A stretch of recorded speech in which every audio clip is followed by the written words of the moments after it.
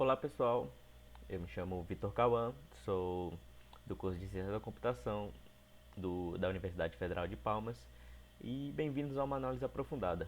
Hoje não vamos apenas resumir um artigo científico, vamos desconstruí-lo. Vamos entender o problema que ele resolve, a teoria por trás de sua genialidade e o impacto prático de suas soluções. O artigo em questão é Find Minimal Cost Data Collection Tree with Aggregation, que para português seria encontrando o custo mínimo de uma árvore de coleta de dados com agregação. O artigo é feito por Ihor Rusnak e Michael Segal. Para entender a importância desse trabalho, primeiro precisamos entender o seu campo de batalha, as redes de sensores sem fio, ou as RSSFS. Essas redes são a espinha dorsal da internet das coisas. São compostas por centenas, às vezes milhares de nós sensores autônomos. Cada nó é um pequeno computador com uma tarefa: sentir o mundo ao seu redor. Mas eles têm um calcanhar de Aquiles: a energia. A maioria funciona com baterias pequenas e trocá-las é muitas vezes impossível. A vida útil da rede é a métrica mais crítica. É o tempo até que o primeiro nó falhe, o que pode causar um efeito cascata, isolando partes inteiras da rede. E o que mais consome essa energia preciosa não é o processamento nem o sensoriamento, é a comunicação. Transmitir dados é energeticamente caro. A solução para esse dilema energético é a agregação de dados em rede.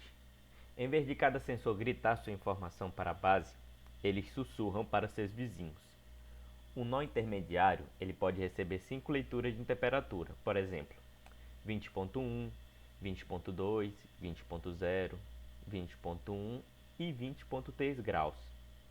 Em vez de encaminhar 5 pacotes, ele calcula a média, que é 20.14, e envia apenas um pacote para o próximo nível. Isso é uma economia massiva de energia. Para organizar esse fluxo de dados de muitos para um, a estrutura mais lógica é uma árvore de agregação de dados DAT. A estação base é a raiz e os dados fluem das folhas para a raiz, sendo agregados em cada etapa. É uma estrutura simples, elegante e que se alinha perfeitamente com a necessidade de baixo custo de recursos. Aqui o que seria uma árvore de agregação de dados, onde temos a raiz, a estação base que recebe todos os dados agregados, os nós internos eles recebem, agregam e retransmitem dados dos seus filhos para o pai. E tem as folhas, que seriam os nós sensores que apenas coletam e enviam os dados. O principal objetivo é construir uma árvore de custo mínimo, onde o custo é uma representação direta do consumo total de energia da rede para a coleta de dados. Então, o problema se resume a construir a árvore de menor custo total, certo? Aqui o custo é o substituto para o consumo de energia. O artigo modela o custo de um enlace entre dois nós como o quadrado da distância euclidiana entre eles. Isso é uma escolha inteligente, pois a potência de transmissão de rádio é, na física, proporcional à distância elevada de um expoente, que muitas vezes é próximo de 2. Mas aqui encontramos uma muralha. Uma das contribuições teóricas mais importantes do artigo é a prova formal de que encontrar a árvore de custo absolutamente mínimo é um problema NP difícil. Você deve estar se perguntando, o que isso significa? NP difícil pertence a uma classe de problemas para os quais não conhecemos nenhum algoritmo eficiente que encontre a solução ótima. Eficiente aqui tem um significado técnico, tempo polinomial. Para um problema NP difícil, a única maneira de garantir a melhor solução é, essencialmente, testar o número de possibilidades que cresce exponencialmente com o tamanho da rede. Essa prova não é apenas um exercício acadêmico, é a justificativa fundamental para todo o resto do artigo. Ela nos diz que a busca pela perfeição é uma armadilha. A verdadeira pesquisa está em encontrar soluções excelentes de forma rápida. E é por isso que o foco muda para os algoritmos de aproximação, algoritmos que rodam em tempo polinomial e garantem uma solução que é comprovadamente próxima da ótima, que veremos a seguir.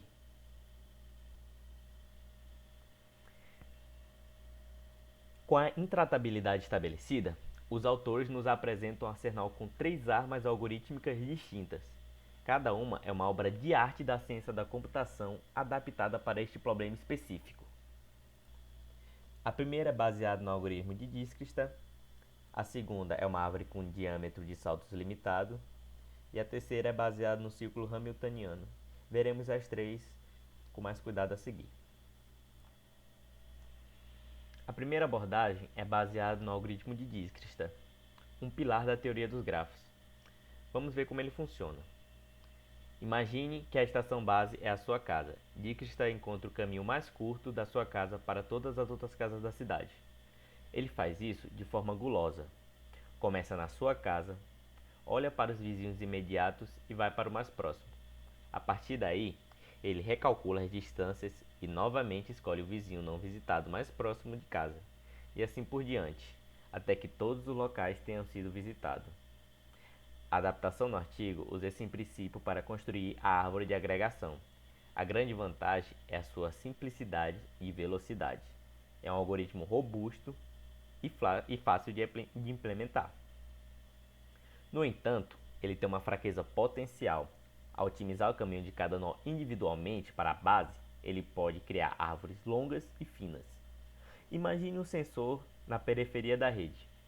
Seus dados podem precisar passar por dezenas de nós intermediários. Cada salto adiciona um atraso ou latência.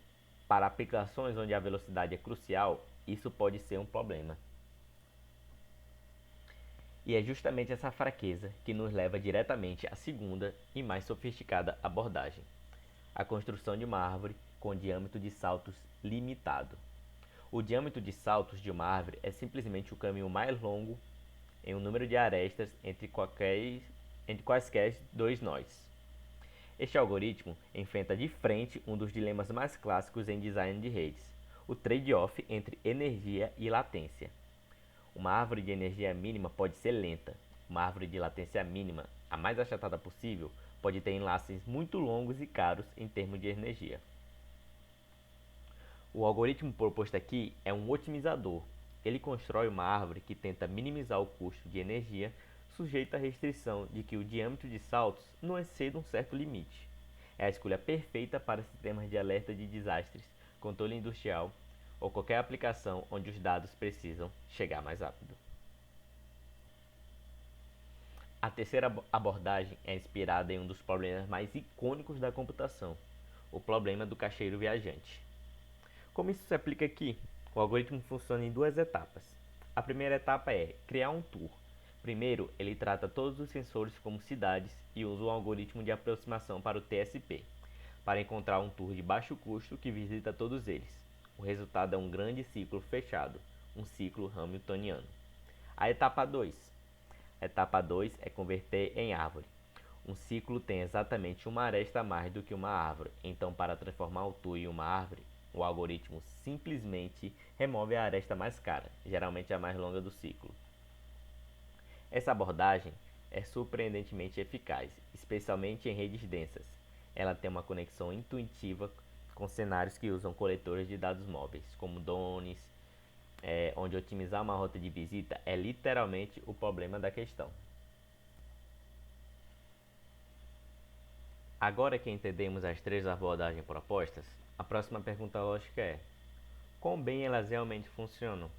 Um artigo científico robusto não apenas propõe algoritmos, mas também os valida rigorosamente. Embora não tenhamos os resultados exatos das simulações de Rusnak e Segal, podemos detalhar como essa avaliação é tipicamente feita e o que ela busca medir. Para comparar os algoritmos, os pesquisadores criam um ambiente de simulação, muitas vezes em plataformas como MATLAB ou NS3, onde posicionam centenas de nós sensores virtuais. Em seguida, eles rodam cada um dos três algoritmos para construir a árvore de agregação e medem várias métricas de desempenho cruciais. A primeira é o consumo total de energia, a métrica mais óbvia. Mede a energia total gasta por toda a rede em uma rodada de coleta de dados. O objetivo é ver qual algoritmo constrói a árvore mais barata em termos de energia. A segunda é a vida útil da rede. Esta é a métrica mais sutil. Em vez do consumo total, ela mede o tempo até que o primeiro nó da rede fique sem bateria. Um bom algoritmo não apenas economia energia no geral, mas também distribui a carga de trabalho de forma equilibrada para evitar que alguns nós se esgotem prematuramente. A terceira é a latência média e máxima. Mede o tempo médio e o tempo máximo que um pacote de dados leva para viajar de um nó folha até a estação base. Esta métrica é fundamental para avaliar o desempenho do algoritmo de diâmetro de salto limitado. A quarta é a throughput, a vazão, a quantidade total de dados únicos que a estação base recebe com sucesso por unidade de tempo. Ajuda a medir a eficiência geral da comunicação. Nesta fase, os autores comparariam suas três propostas não apenas entre si, mas também contra algoritmos de base, como uma simples árvore geradora mínima, para quantificar a melhoria que elas oferecem. A análise de desempenho nos leva à discussão mais importante e didática do artigo, a análise dos trade-off. Em engenharia de redes, raramente existe uma solução que é a melhor em todas as métricas. O que existe são escolhas e compromissos. O artigo, ao apresentar três algoritmos distintos, nos força a confrontar o principal trade-off em rede de sensores, energia versus latência. O algoritmo de Dijkstra prioriza a simplicidade e um custo do caminho anguloso. Ele é rápido de calcular, mas como vimos, pode sacrificar a latência, resultando em árvores com alto diâmetro. O algoritmo de diâmetro de saltos limitado ataca diretamente esse trade-off. Ele permite que o projeto de rede ajuste um botão. Você pode aceitar um custo de energia um pouco maior para garantir que a latência nunca ultrapasse um limite crítico. É um algoritmo de equilíbrio. E temos o algoritmo do ciclo hamiltoniano. Ele otimiza para um tipo diferente de custo, o custo de um tour.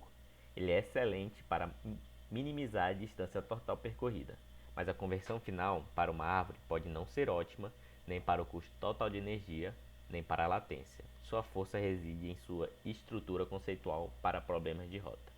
Portanto, a lição didática aqui não é memorizar os algoritmos, mas entender que a escolha entre eles depende inteiramente dos requisitos da aplicação. Vamos tornar isso ainda mais concreto. Com base nessa análise dos trade-offs, podemos mapear cada algoritmo para cenários do mundo real. Começaremos com um cenário de baixa latência. Aqui, a velocidade de informação é o mais importante do que a vida útil da bateria. O algoritmo de diâmetro de saltos limitados é o rei. A gente pode aplicar isso em sistemas de alerta de desastre, por exemplo, monitoramento de incêndios florestais ou atividade sísmica, onde o alerta precisa ser transmitido em segundos. Também podemos usar em vigilância militar e de fronteira, detectar uma intrusão e relatar a localização em tempo real. Também podemos usar em controle de processos industriais, sensores em uma linha de montagem que precisam parar a produção instantaneamente se uma falha for detectada. E os cenários de baixa energia, onde a gente tem que ter uma longevidade máxima. Nesses casos, a rede precisa operar por meses ou anos sem intervenção. A economia de cada joule de energia é prioridade. O algoritmo baseado em Dijkstra, pela sua eficiência, ou de ciclo hamiltoniano, se a densidade for alta, seriam fortes candidatos. As aplicações seriam monitoramento ambiental de longo prazo, como por exemplo, medir a temperatura e umidade do solo em uma grande floresta ou fazenda ao longo de uma estação inteira, o monitoramento de integridade estrutural, sensores em uma ponte ou edifício que relatam dados de estresse lentamente ao longo dos anos, ou até mesmo em agricultura de precisão, onde os dados são coletados e analisados para otimizar a irrigação e o uso de fertilizantes ao longo de um ciclo de colheita. E temos que um bom artigo científico, ele sempre reconhece suas próprias limitações e aponta para o futuro. Isso mostra maturidade e abre portas para novas pesquisas. As limitações do trabalho atual seriam o modelo idealizado. O artigo assume que é um ambiente estático, 2D com comunicação perfeita. Só que o mundo real tem obstáculos, interferência de rádio e nós que falham. Também tem a natureza centralizada. Os algoritmos propostos, especialmente os mais complexos, assumem que uma entidade central, como a estação base, tem conhecimento de toda a topologia de rede para calcular a árvore. Em redes muito grandes ou dinâmicas, isso não é prático. A gente também tem direções para as pesquisas futuras. Este trabalho ele serve como um alicerce. A comunidade de pesquisa pode construir sobre ele explorando, por exemplo, algoritmos distribuídos, que é desenvolver versões desses algoritmos que possam ser executadas pelos próprios nós sensores, usando apenas informações locais para construir uma árvore globalmente eficiente. Também temos robustez e autorreparação. que seria criar protocolos que permitem a árvore se adaptar e se reconstruir dinamicamente quando o nó ficar sem bateria ou um link de comunicação falha. Também temos segurança, como garantir que os dados agregados não sejam adulterados por nós maliciosos na árvore. A segurança na agregação de dados é um campo de pesquisa imenso. Também temos as redes móveis.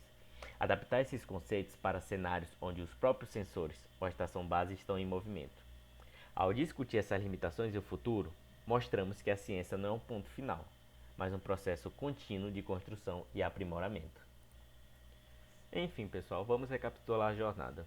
Partimos de um problema prático e urgente, que é economizar energia em redes de sensores. Vimos como a agregação de dados em uma topologia de árvores é a estratégia principal. O artigo de Rusnak e Sigal, então, nos guiou para uma jornada teórica. Primeiro, estabeleceu a dificuldade fundamental do problema, como uma prova de NP difícil, nos forçando a buscar soluções aproximadas. E então, nos entregou não uma, mas 3 soluções elegantes e poderosas, cada uma otimizada para um objetivo diferente: simplicidade, baixa latência e eficiência de rota. Este é um exemplo perfeito de como a ciência da computação teórica e a engenharia de redes andam de mãos dadas. A teoria rigorosa informa o design de sistemas práticos e eficientes. É um trabalho que fornece tanto insights profundos quanto ferramentas úteis, empurrando os limites do que é possível na construção de redes de sensores mais inteligentes, duradouras e eficazes. Se você chegou até aqui, eu espero que tenha uma nova apreciação pela complexidade e elegâncias escondidas nas tecnologias que nos cercam. Eu agradeço imensamente sua atenção e me despeço por aqui.